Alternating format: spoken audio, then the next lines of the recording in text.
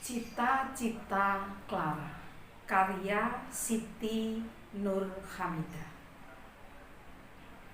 Clara Aurora.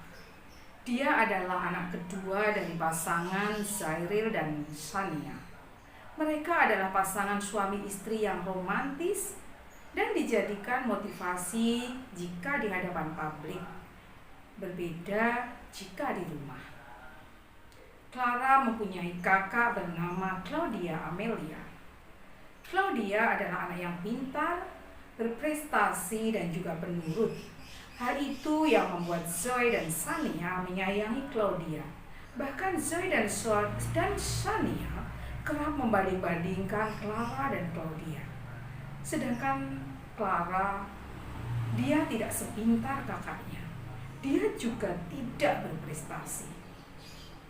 Claudia bekerja sebagai manajer di salah satu perusahaan yang ada di Jakarta. Sedangkan Clara, dia pengangguran. Sering sekali dia dibanding-bandingkan dengan kakaknya.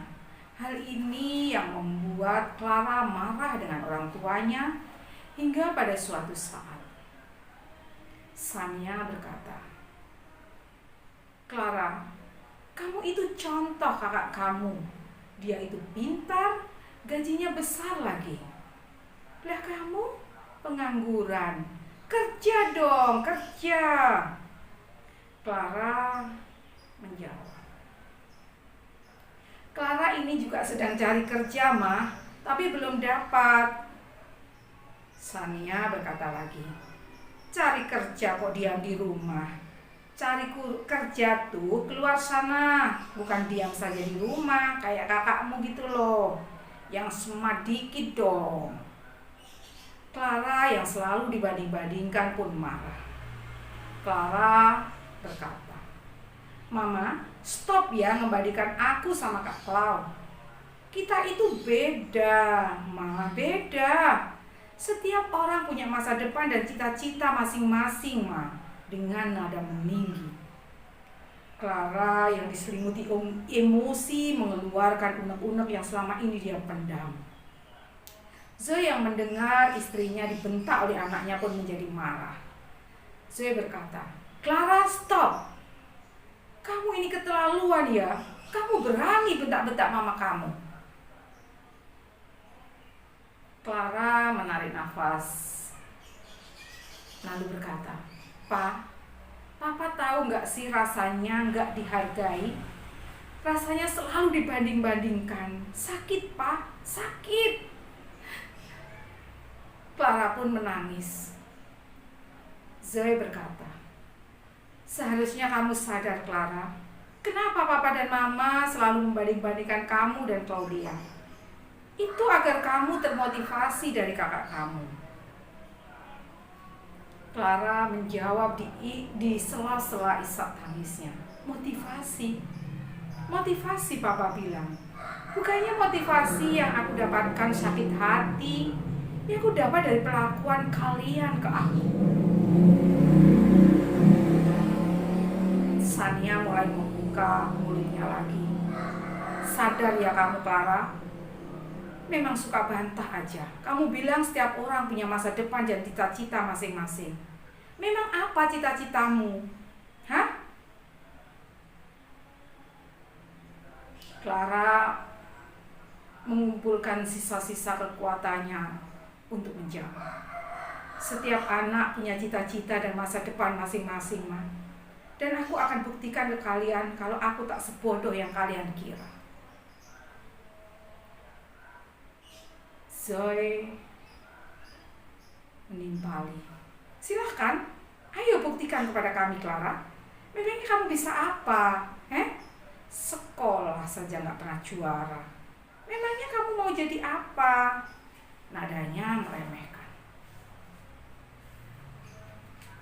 Sekali lagi Clara mengumpulkan sisa-sisa tenaganya untuk berbicara.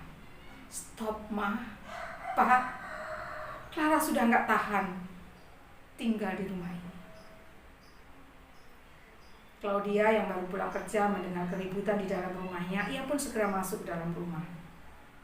Claudia berkata, "Hei, Ma, Pa, kalian ini apa Apa-apaan sih? Kok ribut-ribut? Siapa yang mau pergi? Ayolah Ma, Pa, jangan gini dong. Clara berkata, nih datang nih anak kesayangan kalian. Claudia menjawab, Ara kok kamu gitu sih ngomongnya? Clara segera menyaut, halah bodoh amat, kamu seneng kan kalau aku pergi dari sini? Kalian semua sama saja, gak punya hati. Sania berucap, Clara, jaga bicaramu ya. Clara menjawab lagi, belain saja terus anak kesayangan mama. Joy membentak, Clara! Sania sebenarnya tidak tega dengan anaknya, tapi dia berpikir bahwa ini untuk dijadikannya pelajaran. Clara pergi meninggalkan rumah itu dan harus kalian ketahui bahwa sebenarnya Clara sudah melamar pekerjaan menjadi pramugari. Untuk menjadi pramugari tidaklah mudah, ada banyak tahap yang harus dilalui oleh para calon pramugari. Clara tak ingin memberitahu orang tuanya dahulu, dia akan memberitahu ketika dia sudah berhasil menjadi pramugari. Tapi sebelum hal itu terjadi, dia malah harus meninggalkan mereka. Clara melamar menjadi pramugari karena itu cita-citanya dari kecil dan dia memenuhi syaratnya. Clara mencari tempat tinggal untuknya. Saat dia sedang mencari tempat tinggal, dia singgah dulu di taman. Dia bermonolog, ya Allah, Ara capek ya Allah. Kenapa Papa dan Mama jahat banget sama aku ya Allah? Ya Allah, tadi kenapa aku marahin Kak Clara?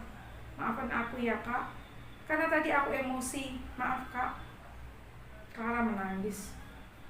Tiba-tiba ada yang memeluknya dari samping. Ternyata itu kakaknya. Clara tak menyangka bahwa kakaknya mengikutinya tadi. Claudia berkata, Ara, maafin kakak ya. Gara-gara kakak, kamu harus pergi. Kakak dengar semua kok, kamu jangan pergi ya. Kakak sayang kamu. Clara menjawab, maafkan aku juga ya Kak, tadi aku emosi, tapi aku gak mau pulang, aku kecewa sama Mama Papa Kak. Claudia berkata, tapi Ara, kakak percaya sama aku kan, kakak jaga Papa, Mama buat mereka bangga ya Kak. Ara pamit. Ya sudah, kamu hati-hati ya. Clara pergi dari sana dan melanjutkan untuk mencari tempat tinggal. Dan selama dia belum diterima menjadi pramugari, dia akan pekerjaan apapun ia asalkan halal. Untuknya makan, bayar kos, dan lain-lain. Dia akan buktikan ke orang tuanya bahwa dia tak sebodoh yang mereka kira. Di pagi hari yang cerah, Clara sudah berada di gedung gedung itu sudah ia datangi beberapa kali. Clara sudah 3 kali mengikuti rekrutmen untuk jadi pramugari dan dia lolos untuk ke tahap selanjutnya. Selama Clara mengikuti rekrutmen, Clara mempunyai teman yang bernama Lisa. Mereka berteman ketika mengikuti rekrutmen. Saat terakhir yang menentukan jadi tidaknya orang tersebut menjadi pramugari, ternyata Lisa tidak lolos. Gimana Lis, kamu lolos? Aku tidak lolos Clara, wajahnya lesu. Sabar ya, Lis, antarin aku ke kamar Andi yuk. Aku mau pipis, maaf, antarkan aku ke kamar mandi yuk. Aku kebelet nih, Clara. Kalau aku tidak bisa menjadi pramugari, maka kamu juga harus tidak lolos menjadi pramugari. Dalam hati Lisa berkata, Lis, ayo, sebentar lagi giliran aku. Iya, ayo. Mereka berjalan menuju WC. Saat sampai di WC, Lisa melancarkan aksinya. Dia mengunci Clara dari luar. Baik Clara, hahaha.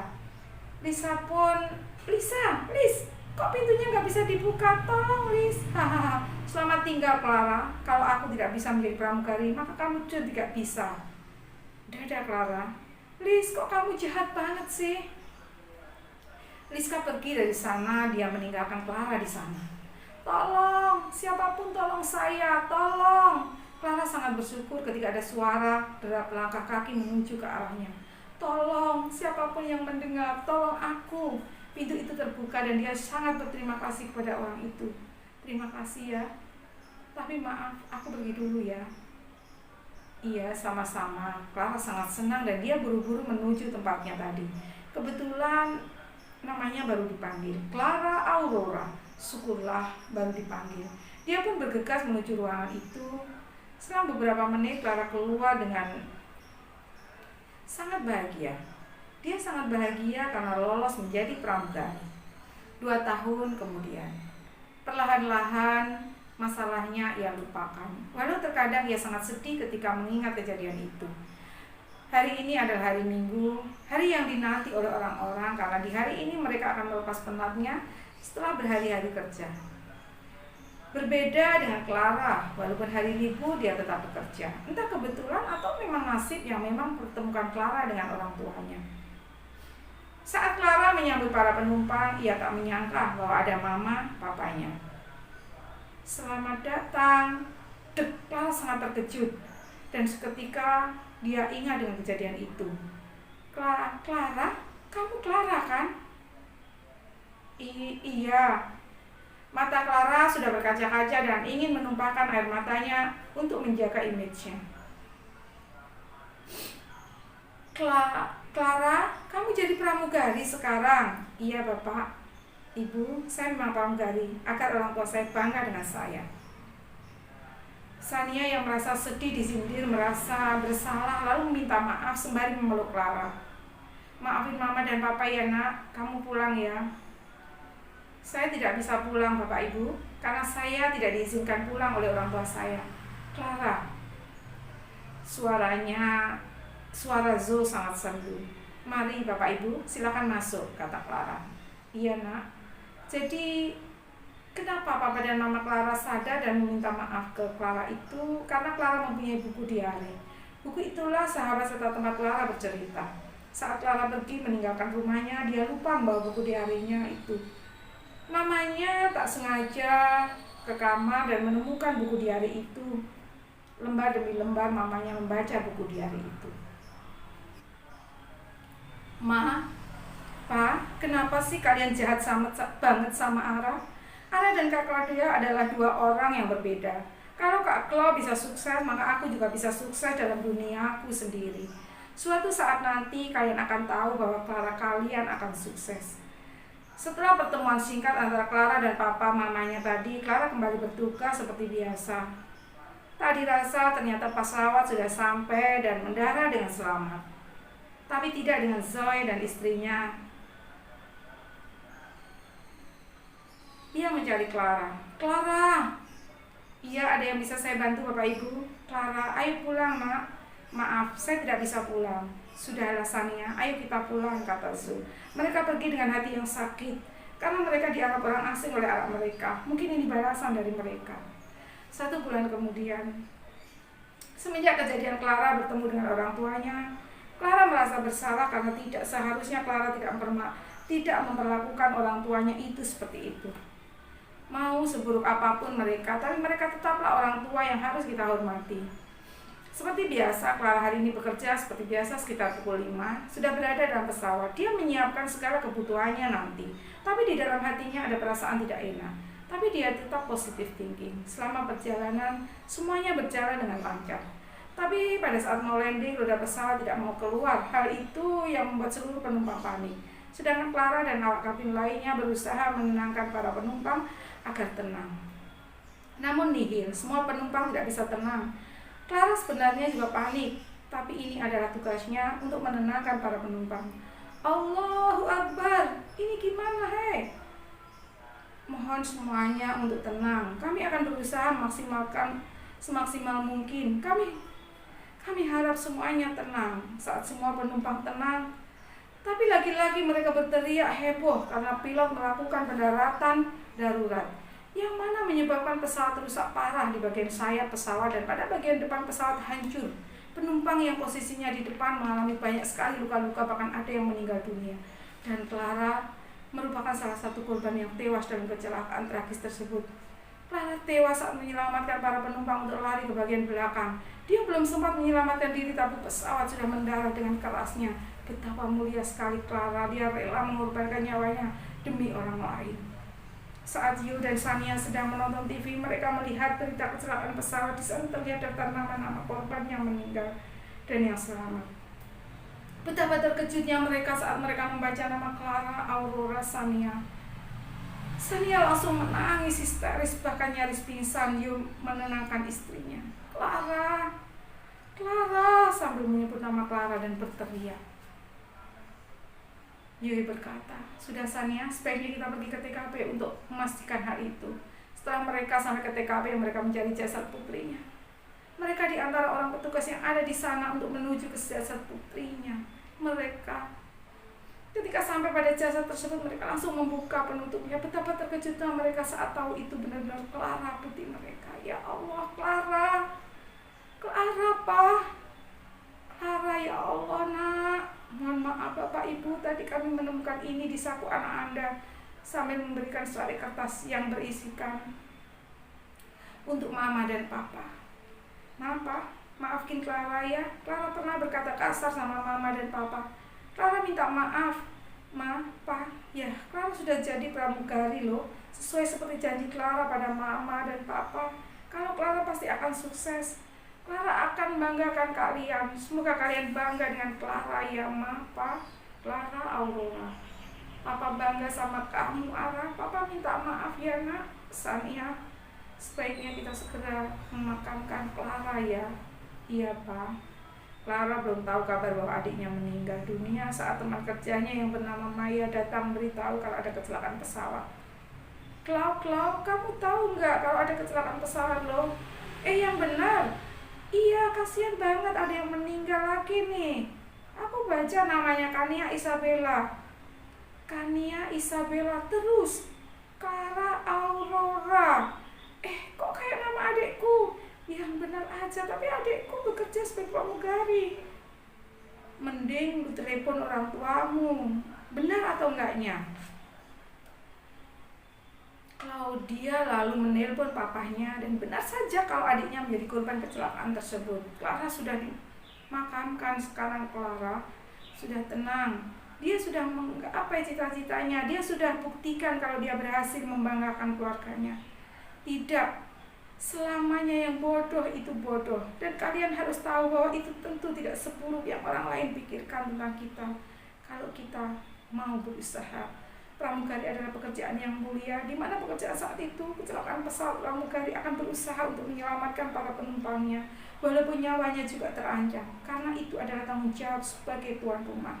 Seperti Clara, dia selalu diremehkan, direndahkan oleh orang tuanya, dan dia mau berusaha. Alhasil, dia bisa menggapai cita-citanya dan dia tidak seburuk yang orang lain pikirkan. Penulis bernama Siti Nur Hamidah, lahir di Bojonegoro, 26 Februari 2007. Sekolah di SMKN Kasiman, jurusan Akuntansi dan Keuangan, lembaga. Adapun pendidikan formal yang pernah ditempuh yaitu lulus tahun 2018 dari MI Tabiatul Atfal Dukulo, dan pada tahun 2021 lulus sekolah MTS Tabiatul Atfal Dukulo.